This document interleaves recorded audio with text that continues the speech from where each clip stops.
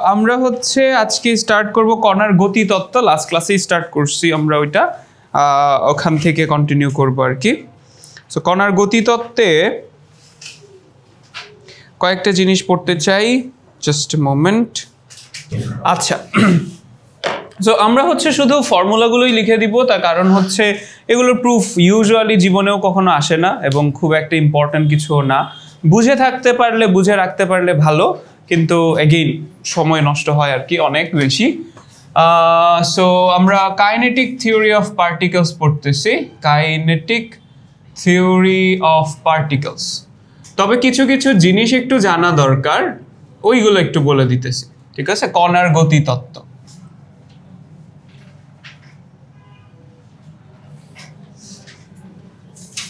কণার গতিতত্ত্ব।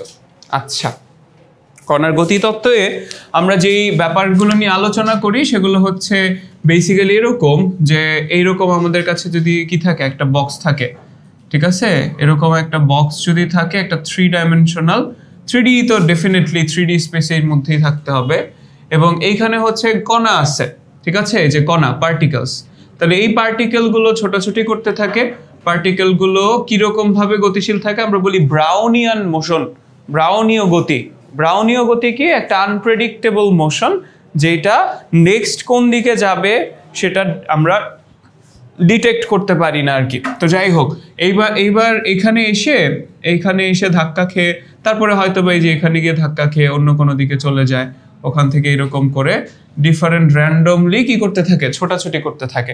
চিন্তা করে দেখো, একটা কণা না থেকে এখানে যদি আরো মাল্টিপল কণা থাকতো, তখন কিন্তু আমার এই যে নাম্বার অফ কলিশন বা সংঘর্ষের পরিমাণ অনেক বেড়ে যাইতো। তার কারণ কি, একটার সাথে আরেকটা ধাক্কি করতে থাকবে। এখন তো জাস্ট চারপাশের মানে 6 দিকের 6টা দেয়ালে গিয়ে ধাক্কা খাচ্ছে, তখন আবার মাঝে মাঝে কার সাথে ধাক্কা খেত, ওই আরেকটা কণার সাথেও ধাক্কা খাইতো। তাহলে এরকম যত কণা, নাম্বার অফ পার্টিকেলস যত বাড়বে, আমার কিন্তু কলিশনও তত বাড়বে। এখন এখান থেকে কিছু ইনসাইট আছে আমাদের, সেটা আমরা জানতে চাই। যেমন ধরো, এই যে একটা পার্টিকেলের কথা যদি আমি কনসিডার করি, এই পার্টিকেলটা বা এই কণাটা গিয়ে যেই একটা বেগে মানে মোমেন্টাম নিয়ে ধাক্কা দিবে, তারপরে ধরো আরেকটা মোমেন্টাম নিয়ে ফেরত আসলো, ভরবেগ নিয়ে ফেরত আসলো এই দিকে, এই যে এই দিকে। তাহলে ধরো আগে মোমেন্টাম ছিল p1, তারপর মোমেন্টাম বা ভরবেগ হয়ে গেছে কত, p2। তাহলে এই যে এই জায়গায় চেঞ্জ অফ মোমেন্টাম হচ্ছে, ভরবেগের পরিবর্তন হয়। এই যে ভরবেগের পরিবর্তন মিন্স দেয়ার ইজ ফোর্স। কি আছে? একটা বল কাজ করতেছে। আমরা জানি যে ফোর্স কি জিনিস। ফোর্স হচ্ছে এরকম ডিপি বাই ডিটি বা DDT of P, that is rate of change of momentum, ভরবেগের পরিবর্তনের হার।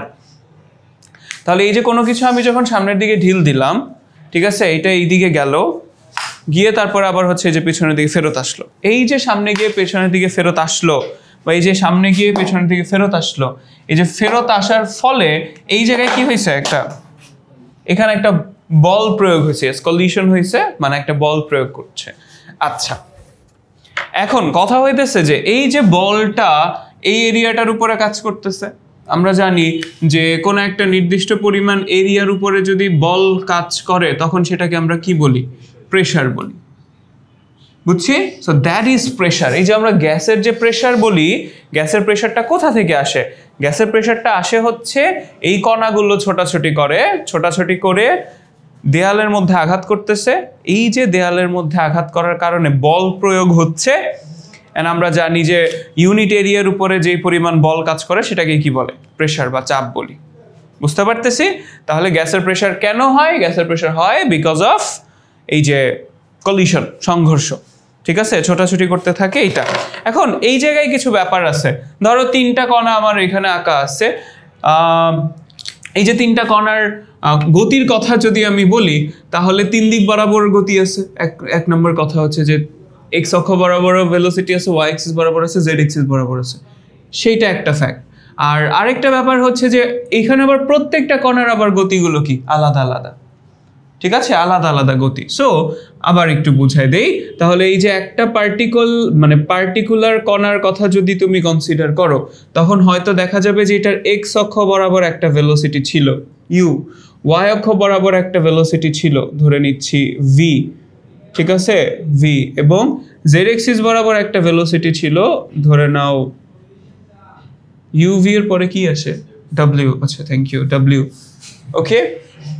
সো UVW এই সবগুলো মিলে তিনটা এক্সিস বরাবর, তাই না?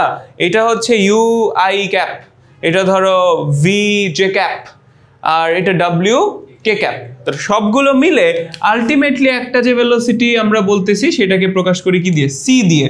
তাহলে সি কত? সি এর মান হচ্ছে এই যে u square plus v square plus ডাব্লিউ স্কোয়ার। Making sense? ভুলে গেছেন সব? এই যে দেখো একটা ভেক্টর যদি থাকে এ ভেক্টর, তাহলে আমরা হচ্ছে A X I cap, A Y J cap and A Z K cap, এভাবে কি লিখতে পারি? পারি। এবং তখন আমি যদি জাস্ট এর মান কত জিজ্ঞেস করি, তখন সেটা কত হয়ে যায় বলো তো?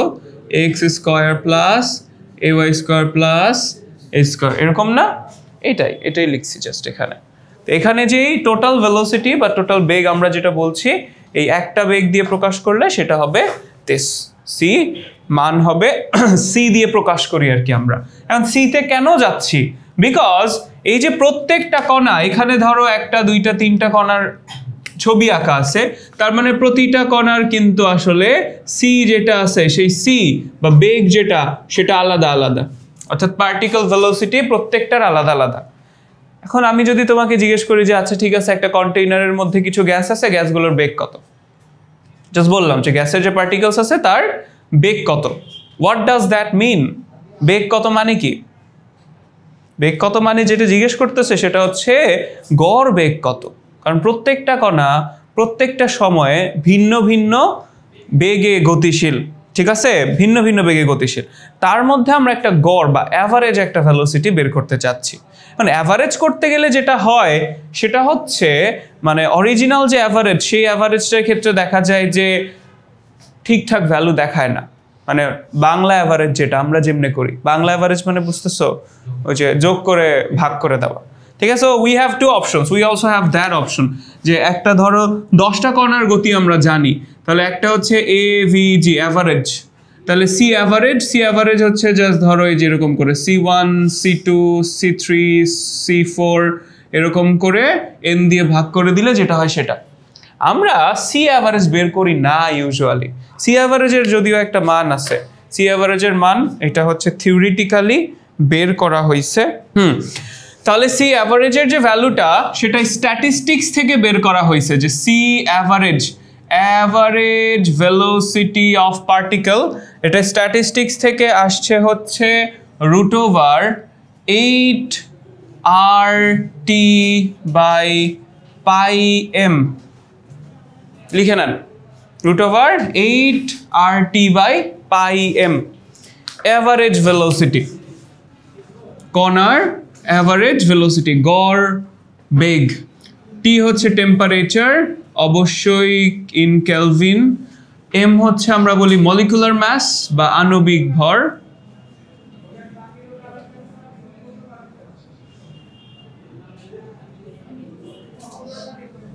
আণবিক ভর। পাই তো পাই, আর এর ভ্যালু আমরা জানি, আর এর হচ্ছে কি molar gas constant, molar gas ধ্রুবক, molar gas constant. Molar gas কনস্ট্যান্টের ভ্যালু হচ্ছে এখানে বসাতে হবে 8.314 জুল পার মোল পার কেলভিন, ঠিক আছে? অলরাইট, এম এর যে মলিকুলার মাস বসাবো এটার ইউনিট কিন্তু কেজিতে বসাতে হবে, because we are in SI unit, যা যা আছে সব কিছু এসআই ইউনিট বসাতে হবে। এখন প্রবলেম হচ্ছে অ্যাভারেজ যেটা, অ্যাভারেজ কি করে জানো? যে কোনো একটা ভ্যালুর দিকে অনেক বেশি ঝুঁকে থাকে। মানে ধরো তোমার সবচেয়ে বড়, জাস্ট একটা খুব সুন্দর এক্সাম্পল যদি দিই, বাংলাদেশের মানুষের মাথা পিছু আয় কত বলো তো? জানি, পার ক্যাপিটা ইনকাম $1200। আচ্ছা ঠিক আছে, লেটস সি, এরকম close to that actually, per capita income of Bangladesh. Okay. Oh wow, so in 2023-24 per capita income in Bangladesh was sorry 2784 USD, ঠিক আছে, মানে $2784 থ্যাঙ্কস টু আমাদের আপা তো জিডিপি অনেক বাড়ায় ফেলছিল না, সো এটাই জিডিপি তো অনেক বেশি বাংলাদেশের, আবার বুঝো না, দরিদ্রতার হারও বেশি, জিডিপিও বেশি। আচ্ছা যাই হোক, সো এইটার যে ভ্যালু মানে বাংলাদেশি টাকায় মোস্ট প্রবাবলি কত 3 লাখ টাকার মতো হয় আর কি, ঠিক আছে, 3.5 মানে 3,06,144 টাকা এখানে যেটা লেখা আছে, মানে ওই তো হোয়াটএভার ইউএসডি দিয়ে হিসাব করো। এখন কথা হইতেছে যে এইটা কি রিয়েল ভ্যালু কি না, ঠিক আছে, এইটা রিয়েল ভ্যালু না। পার ক্যাপিটা ইনকাম তো বছরে হিসাব করে না, বছরে, সো বছরে যদি 3 লাখ টাকা একজন মানুষের থাকে তাহলে মাসে কত টাকা থাকে বলো তো?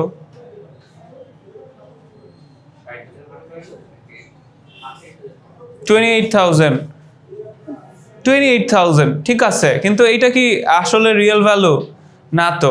28,000 টাকা দিয়ে চলা যায় বাংলাদেশে না তো, রাইট? তার মানে এটা কেন এরকম হয়েছে, কম কেন এত কম? বিকজ বেশিরভাগ মানুষেরই ইনকাম কি এটার থেকে কম, এই জন্যই হচ্ছে কমের দিকে চলে আসছে এটা। কিন্তু তুমি তোমার আশেপাশে তাকাও, এই যে ধরো রাস্তার ঠিক উল্টা পাশে আমান গ্রুপের অফিস, এবার যে 2-3টা প্রাডো দাঁড়ায় আছে, okay, wait, where is our Prado? আমাদের প্রাডো কই? স্যাড। ও কি রোজার, ওর রোজার সাথে কি সম্পর্ক বুঝলাম না। অনেকেরা হয় রোজার জন্য মানে যে আছে ঠিক আছে রোজার মধ্যে পড়বো না বা এরকম কিছু।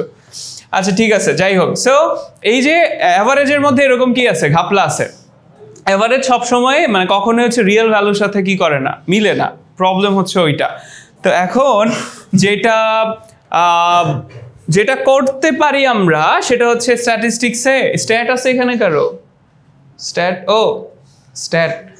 স্যার তো আবার তাহলে এগুলো ভালো জানবেন কিছুদিন পরে, ইয়েস। সো এখন এখানে যেটা করি আমরা সেটা হচ্ছে আমরা স্কোয়ারের অ্যাভারেজ করি, স্কোয়ারের অ্যাভারেজ করতে পারি। সো স্কোয়ারের অ্যাভারেজ মানে ধরো C1 square, C2 square, C3 square, C4 square, C5 square, এই যেরকম করে ডট CN স্কোয়ার পর্যন্ত আমরা সবগুলো স্কোয়ার করে যোগ করে তারপর এন দিয়ে ভাগ করে স্কোয়ারের অ্যাভারেজ পাবো, ঠিক আছে। সো আমরা অ্যাকচুয়ালি স্কোয়ারের অ্যাভারেজ পেয়ে তো এইটাকে তো আবার কি করা লাগবে বলো তো, রুট করা লাগবে না? এই যে জিনিসটা সেটাকেই উই কল CRMS, ঠিক আছে, বর্গমূল গড় বর্গবেগ বা root mean square velocity, root mean square velocity বা বর্গমূল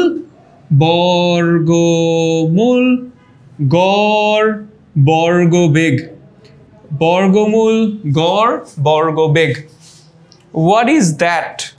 n এর উপর স্কয়ার নাই কেন? আমরা দেখো তো, আমরা ভেলোসিটিগুলোর স্কোয়ার করছি ঠিক আছে, কিন্তু আমার ভেলোসিটি, নাম্বার অফ ভেলোসিটি কয়টা? এনটা। তাহলে অ্যাভারেজ করার নিয়ম কি? কত দিয়ে ভাগ দিব? এন দিয়ে ভাগ দিব। সো আমরা স্কোয়ার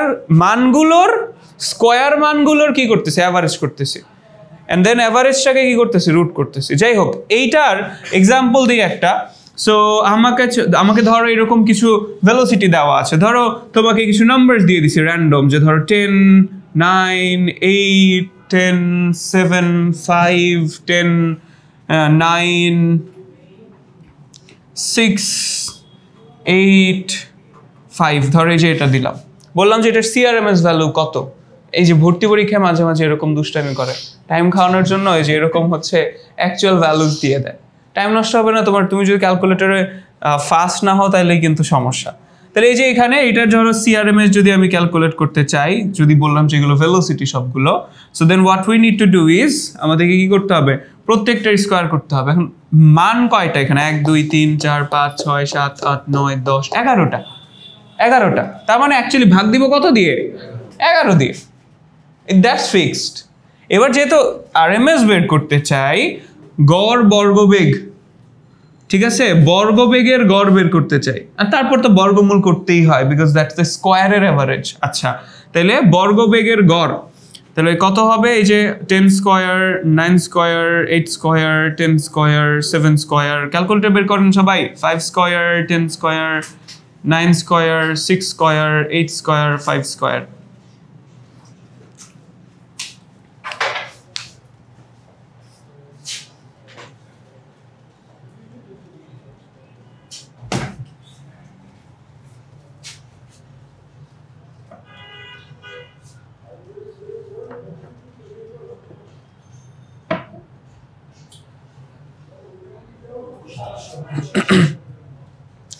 সাতশো 25।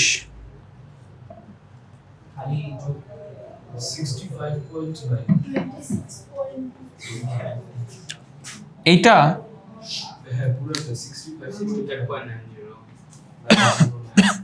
কত আসছে?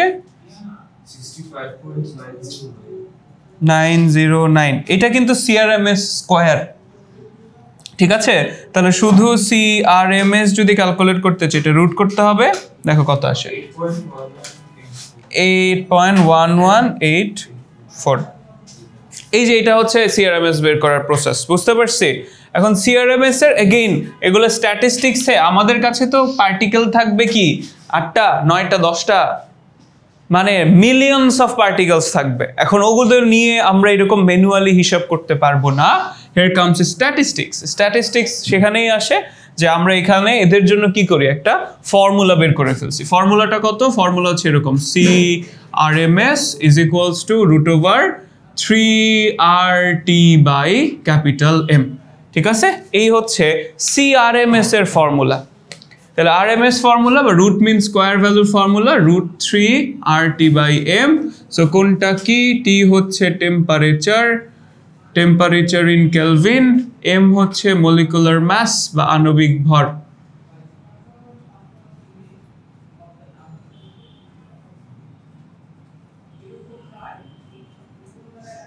আণবিক ভর অবশ্যই কিসে বসাতে হবে? কেজিতে। খেয়াল রাখা লাগবে, এটা কেজিতে বসাতে হয়। রাইট, তো এই গেল আরএমএস এর কথা। আর আরেকটা জিনিস আছে, সেটা হলো most probable velocity, MPV, most probable velocity বা MPV.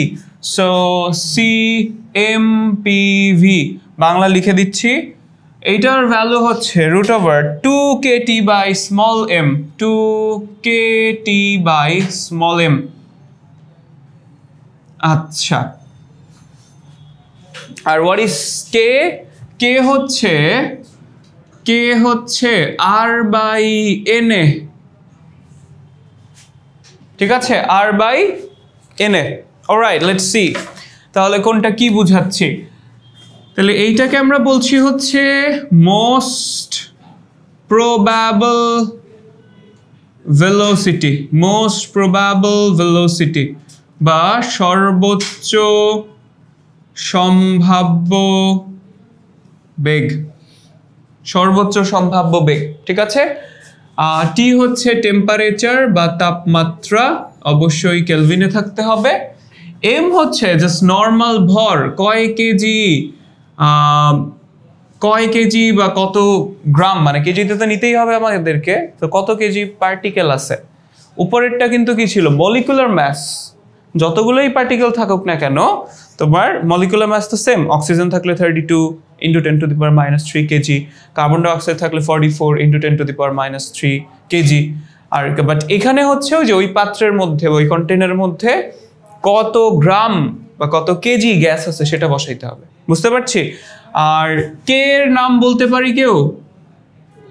Boltzmann constant, very good. So Boltzmann's constant, Boltzmann ধ্রুবক কনস্ট্যান্ট। ওই যে আর এর ভ্যালু জানি, এন এর ভ্যালু জানি, বের করা যায়, অথবা ক্যালকুলেটরে দেখো কে আলাদা একটা ইউনিট আছে, ঠিক আছে? সো কে এর জন্য আলাদা একটা ব্যাপার আছে। এই হচ্ছে সিআরএমএস। সিআরএমএস যেহেতু জানি আমরা, number of Avogadro's number.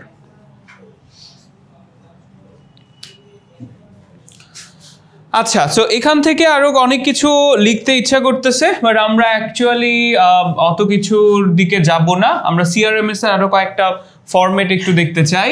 So CRMS velocity, এখানে আমরা যদি 3RT এর জায়গায় পিভি বসায় দেই, PV is equals two nRT, remember? ঠিক আছে, তাহলে PV equal to nRT, and that gives us RT মানে PV by N, তাই না? RT মানে PV by N। সো চলো বসাই দেই মানটা। RT এর মানে হচ্ছে PV by NM, ঠিক আছে? NM mole number into molecular mass, মানে কি W না? W মানে স্মল m অ্যাকচুয়ালি। এখানে আমরা ফিজিক্সে কি বসাই? স্মল m, তার মানে mass of gas, mass of gas, ঠিক আছে? আমরা এই যে এইভাবে করে বসাইলাম, n is equals to small m by capital M, n হচ্ছে মোল নাম্বার, উপরে mass বা ভর ডিভাইডেড বাই মলিকুলার mass। কেমিস্ট্রিতে যেটা W by M দিয়ে লিখি, এখানে সেটা কি লিখলাম? স্মল m দিয়ে লিখলাম। আচ্ছা, গেল এইটা একটা বিষয়। আর উপরে থাকলো 3PV। এখন দেখো তো, এত ভলিউমে এত ম্যাস আছে, দেখেন তো এই ফর্মুলাটা জানেন কিনা? Rho density is equals to m by v, জানি? Density মানে m by v, but এখানে আছে কি v by m, that means we can go for 1 by rho, that is 3p by rho, ঠিক আছে? 3p by rho এটাও বসাতে পারি।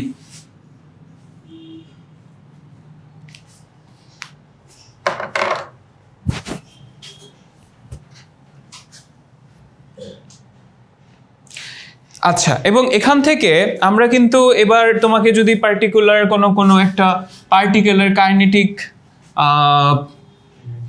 এনার্জি কত সেটা যদি জিজ্ঞেস করি, দেখো সিআরএমএস মানে কিন্তু আমরা একটা পার্টিকুলার কথা বলছি, একটা পার্টিকুলার ভেলোসিটি যেটা, সেটা হিসাব করছি। তাহলে কাইনেটিক এনার্জি বা গতিশক্তি যদি হয় কাইনেটিক এনার্জি বা গতিশক্তি, গতিশক্তি কার? অফ ওয়ান পার্টিকেল, একটা কণার কথা যদি বলি, তাহলে আমরা লিখব KE is equals to half M CRMS square, MV square, ঠিক আছে? সো সিআরএমএস স্কোয়ার অ্যাকচুয়ালি এভাবে করে লিখি। তাহলে কত থাকবে? Half M. Oh by the way, একটা পার্টিকেলের কথা বললাম, একটা পার্টিকুলার ম্যাস যদি বসাই, আর যদি অল গ্যাস বসাই দেই, সব গ্যাস যদি বসাই দেই, তাহলে এখানে কি হবে? সবগুলো গ্যাসের ম্যাস। বুঝতে পারছি এটা? এই ব্যাপারটা বোঝা যায়? আচ্ছা, জাস্ট আ মোমেন্ট। রাইট, কোথায় ছিলাম বলো তো? এই তো এখানে। সো এখানে যদি স্মল এম দিয়েই যদি আমরা হিসাব করি, মানে স্মল এমটা যদি ধরে নেই যে ওই যে এখানে স্মল এম যেটা ছিল, এটা কি ছিল? ভর। কন্টেইনারের মধ্যে কত কেজি গ্যাস আছে সেটা যদি ধরে নেই, তাহলে সেটাই যদি হয়, স্মল এম রেখে দিলাম, সমস্যা নাই। সিআরএমএস এর ভ্যালু, সিআরএমএস স্কোয়ার আছে, মানে কত বসাবো এখানে? 3RT বাই ক্যাপিটাল এম, এরকম কিছু একটা বসাই।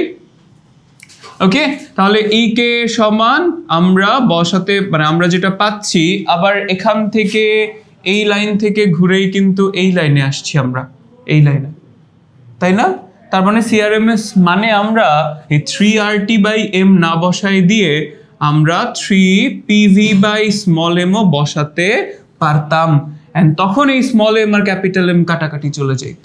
কাটাকাটি গিয়ে যেটা পাচ্ছিলাম সেটা হচ্ছে 3/2PV, ঠিক আছে? 3/2PV, এই যে এই হচ্ছে আমার একটা ফর্মুলা, 3/2PV কাইনেটিক এনার্জির। অথবা আমরা আবার আরেকটা ফর্মুলা লিখতে পারি, সেটা হচ্ছে 3/2nRT, 3/2nRT। এই দুইটা হচ্ছে গতিশক্তি বা কাইনেটিক এনার্জি ফর্মুলা। কার গতিশক্তি? সবগুলো কণার টোটাল গতিশক্তি কিন্তু, ঠিক আছে? এটা টোটাল গতিশক্তি, মনে থাকবে? গুড।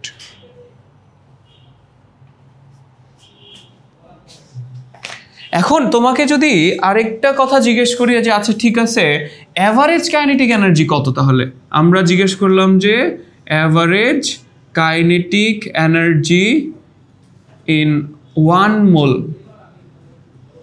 1 মোলের মধ্যে অ্যাভারেজ কাইনেটিক এনার্জি কত? অ্যাভারেজ কাইনেটিক এনার্জি ইন 1 মোল যদি হয়, তার মানে আমি যদি ধরো লেটস সে কে প্রাইম আমি ধরে নিচ্ছি, একটা অ্যাভারেজ বলতে যেটা বুঝাচ্ছে একটা পার্টিকেলের কত, যেটা বুঝাচ্ছে সেটা কি একটা পার্টিকেলের কত। তাহলে এটা হবে এরকম 3/2 n, n এর ভ্যালু কত 1, যেহেতু কয় মোল বলে দিছি 1 মোল, এখানে থাকলো RT divided by number of Avogadro. 1 মোলের মধ্যে কতগুলো পার্টিকেল থাকে? অ্যাভোগাড্রোস নাম্বার সংখ্যক পার্টিকেল থাকে। অ্যান্ড দ্যাট মিনস এই যে R/n এর সমান কিছুক্ষণ আগে আবার আরেকটা জিনিস পাইছি, সেটা কি? সেটা কি দেখেন তো, কি নাম? বোলসম্যানস কনস্ট্যান্ট। তাহলে আমরা পেয়ে যাচ্ছি 3/2 kT। এটা হচ্ছে একটা কণার গতিশক্তি। এটা হচ্ছে একটা কণার গতিশক্তি যদি 1 মোল গ্যাস থাকে। তখন 1 মোল গ্যাসের মধ্যে একটা কণার গতিশক্তি হচ্ছে এটা। ঠিক আছে?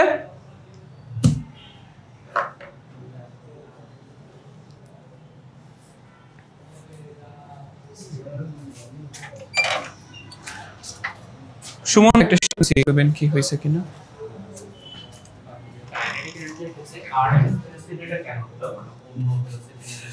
আচ্ছা, অন্য ভেলোসিটি নিলে কি সমস্যা হলো? আরএমএসটা হচ্ছে আমরা ব্যাপকভাবে ব্যবহার করি। একটা কথা হচ্ছে যে এখানে ভাইয়া 3টা ভেলোসিটি আপনি লিখে দিচ্ছেন, একটা অ্যাভারেজ, একটা আরএমএস আর একটা কি এমপিভি। অপূর্ব সামনে।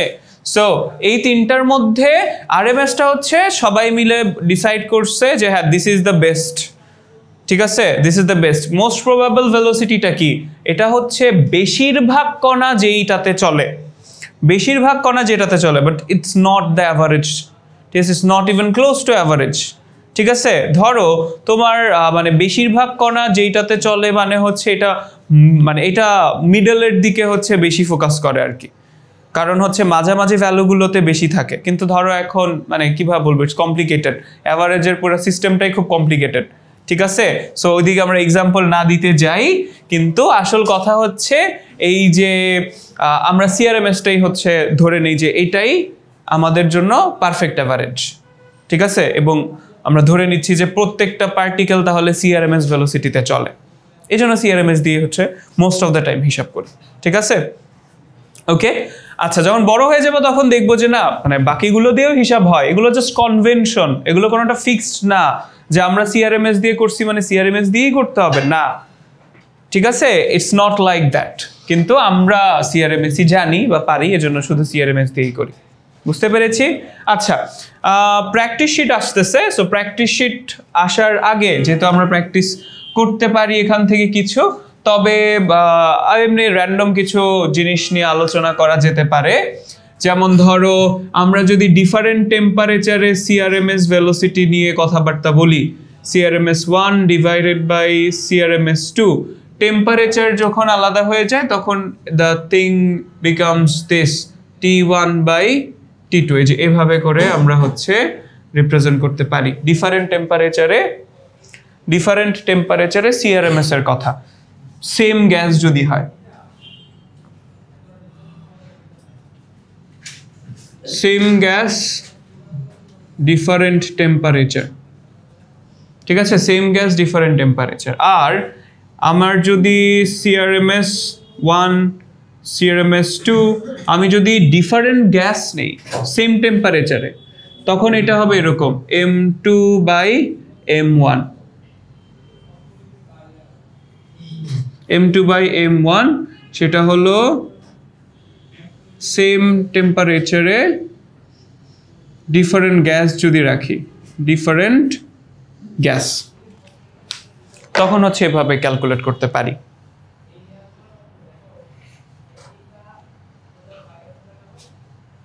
লিখে ফেলেন।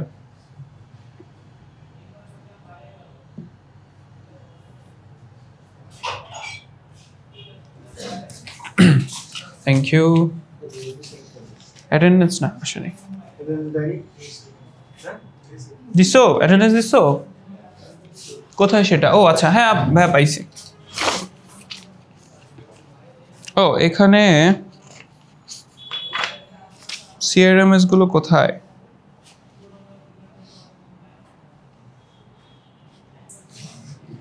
স্যাড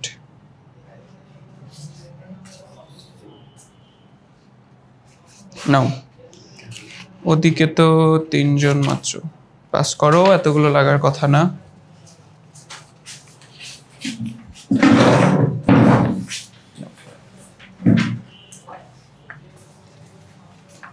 বাংলাটাই রাখো, এটার ইংলিশ ট্রান্সলেট করা হয় নাই। আচ্ছা, এটা যদিও কালকে দেওয়ার কথা ছিল, বাট আজকে হয়ে গেল, ফাইন। একটু সবার নিচের দিকে তাকাও, মানে একদম লাস্টের যে ম্যাথটা আছে সেটাকে হলো আমরা নিয়ে যাব। এক্সট্রা আছে, রেখে দাও পরে। আচ্ছা দাও, দিয়ে দাও, থ্যাংক ইউ।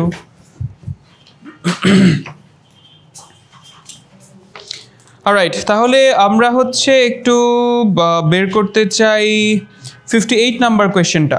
দেখো, একটু অন্যরকম কোয়েশ্চেন, এটা সুন্দর একটা কোয়েশ্চেন।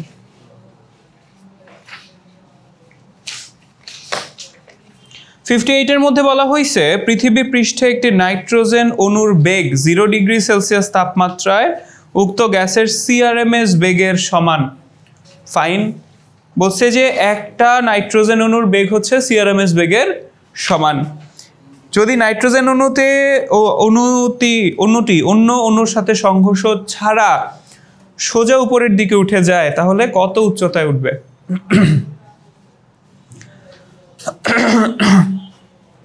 ওকে, পৃথিবী পৃষ্ঠে একটি নাইট্রোজেন অণুর বেগ দেওয়া আছে এবং সিআরএমএস ভেলোসিটির সমান। বের করা যাবে না সিআরএমএস ভেলোসিটি? আচ্ছা, এরপরে বলছে যে এইটা কত উপরে উঠবে যদি কোনো সংঘর্ষ ছাড়া উপরের দিকে উঠতে পারে। তার মানে বেসিক্যালি যেটা করতেছে সেটা হচ্ছে যে এই যে একটা পার্টিকেল আছে, নাইট্রোজেন পার্টিকেল, এই নাইট্রোজেন অণুটার উপরের দিকে উঠতেছে, কত উপরে উঠতে পারবে, দ্যাটস দ্য কোয়েশ্চেন। তাহলে এই কাইনেটিক এনার্জি আস্তে আস্তে কিসে কনভার্ট হবে? তোমার পটেনশিয়াল এনার্জিতে কনভার্ট হবে। ঠিক আছে, পটেনশিয়াল এনার্জিতে কনভার্ট হবে। সো ওই ইপি থেকে হাইট ক্যালকুলেট করা লাগবে। Can we do that? করতে পারবো। ইকে কত বলো তো এখানে? ইকে হচ্ছে half M CRMS square. CRMS কত? এটা হচ্ছে ইকে। আচ্ছা, তাহলে সিআরএমএস কত? CRMS root mean square velocity বলে দিচ্ছে 3RT/M, কিন্তু আমার এখানে শর্তগুলো কিন্তু দিয়ে দিচ্ছে 0 ডিগ্রি সেলসিয়াসের সিআরএমএস এর সমান, 0 ডিগ্রি সেলসিয়াসের সিআরএমএস এর সমান। তার মানে 38.314। টেম্পারেচার কত? 0 ডিগ্রি সেলসিয়াস, মানে 273 kelvin, 273 kelvin divided by capital M nitrogen. নাইট্রোজেনের জন্য কত? 28। আর কিছু করতে হবে? 28 ইন্টু 10⁻³ কেজিতে নিতে হবে। This is the CRMS. RMS velocity কত আসে দেখো তো?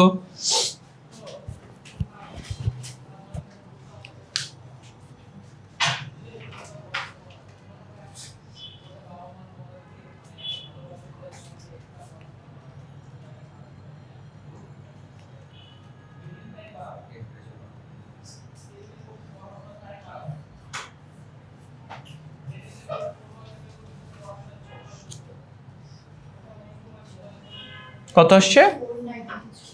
493 মাত্র। হ্যাঁ, 493.14। থ্যাংক ইউ, এত metre per second. Thank you. ঠিক আছে, তাহলে এই যে দেখো সিআরএমএস পেয়ে গেছি। এখন আমরা চাইলে কি বের করতে পারবো? যে কাইনেটিক এনার্জি বের করা যাবে। কাইনেটিক এনার্জি বের করে তারপর এরপরে ইপিতে যেতে হবে। আচ্ছা ঠিক আছে, তাহলে এখন আমরা লিখবো যে ইকে ইজ ইকুয়ালস টু ইপি। কিন্তু এখানে ইপি কিন্তু খালি এমজিএইচ দিয়ে দিলে হবে না। বুঝতে পারতেছি the velocity is very high and the mass is very low. তাহলে যেটা করব সেটা হলো আমাকে, আচ্ছা এমজিএইচ দিলেও কি চলে? খুব বেশিও একটা না, কিন্তু কমই তো। ঠিক আছে, চলেন দেখি এমজিএইচ এ চলে যাই। Half M V square, V square তো বসাবো না, সিআরএমএস স্কোয়ার বসাবো। আর এখানে ধরো আমরা লিখে দিলাম এমজিএইচ। ঠিক আছে, যদি দেখি এইচ এর ভ্যালু আমাদের কয়েক কিলোমিটারের বেশি চলে আসছে, কিলোমিটার রেঞ্জে চলে আসছে, তখন কিন্তু আমরা ইপি এটা আর ইউজ করতে পারবো না। সো আগে বেটার ক্যালকুলেটরে আগে এইচটা ক্যালকুলেট করে তারপরে দেখে নেওয়াটা ভালো। ঠিক আছে, কত আসে দেখো এইচ এর মান।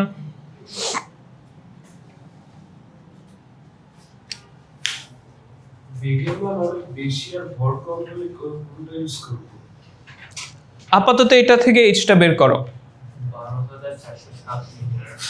12,000 ও ওকে 12,407 মিটার মানে 12.470 কিলোমিটার। ঠিক আছে, এই যে কিলোমিটারে চলে আসছে।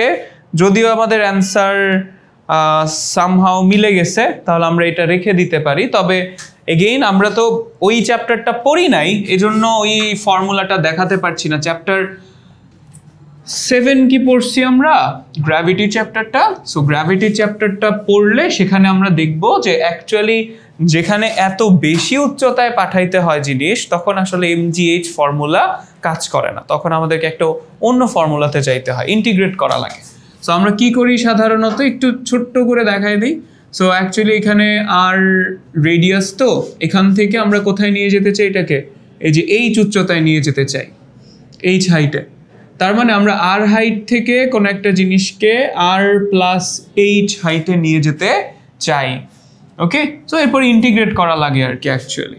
সো ওয়ার্ক ডান ক্যালকুলেট করতে হয়, এখানে ইন্টিগ্রেশন করতে হয় কিসের, ফোর্স ডিসপ্লেসমেন্ট আর এক্স দিয়ে, from R to R plus H. ফোর্সের ভ্যালু আমরা জানি, ফোর্সের ভ্যালু কত, G M 1m2 by R square. আর তো দিব না আমরা, এটা কিন্তু ডিএক্স ধরছি, তাহলে কত লিখবো, এক্স স্কোয়ার ডিএক্স, এটা হচ্ছে আর আর প্লাস এইচ। এই যে এটা ইন্টিগ্রেট করতে হয়, দেন একটা ফর্মুলা আসে, ওইটা বসাইতে হয়। বুঝতে পারছি? এগেইন আমরা যেহেতু এই ফর্মুলা জানি না, এই জন্য এটা দিয়ে করে দিই। বাট এটা দিয়ে করলে আমাদের রেজাল্টে হয়তো একটু পয়েন্টের পরে একটু এলোমেলো হওয়ার চান্স আছে। That's the thing. ঠিক আছে, অলরাইট। এই গেল হচ্ছে আরএমএস এর ব্যাপার স্যাপার। অ্যান্ড কণার গতিতত্ত্ব এর থেকে বেশি তেমন কিছু আসে না। একটু 59টাও করে ফেলো, আমাদের আরেকটা পেজ সম্ভবত আসে নাই। There should have been another page in this practice sheet.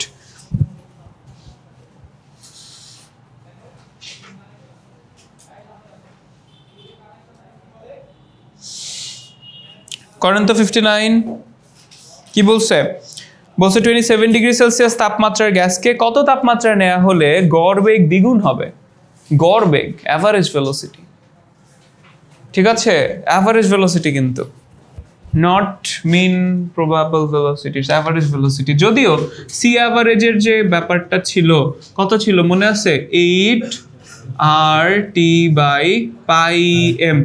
So ultimately কিন্তু সি অ্যাভারেজ বলো আর হচ্ছে সি অ্যাভারেজ 1, এই যে সি অ্যাভারেজ 2, এভাবে করলাম, দুইটা ভাগ করে দিলে কিন্তু আলটিমেটলি T1/T2ই থাকে, বিকজ 8πm সব কি হয়ে যায়, কাটাকাটি হয়ে যায়। তার মানে তোমার সিআরএমএস যখন ডাবল হয়, সি অ্যাভারেজও কি হয়, ডাবল হয়। সি এমপিভি সেটাও কি হয়, ডাবল হয়। That only depends on temperature. একটা জিনিস খেয়াল করে দেখো যে আরএমএস কিসের উপর ডিপেন্ড করে, টেম্পারেচারের উপরে। অ্যান্ড কাইনেটিক এনার্জি সেটাও কিসের উপর ডিপেন্ড করে, ওয়ার ইজ দ্যাট ফর্মুলা, কই নাই কেন,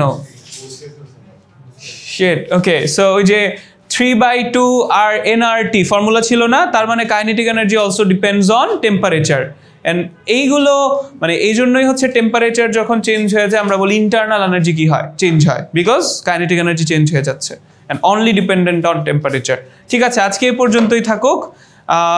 প্র্যাকটিস এখান থেকে তো দিতে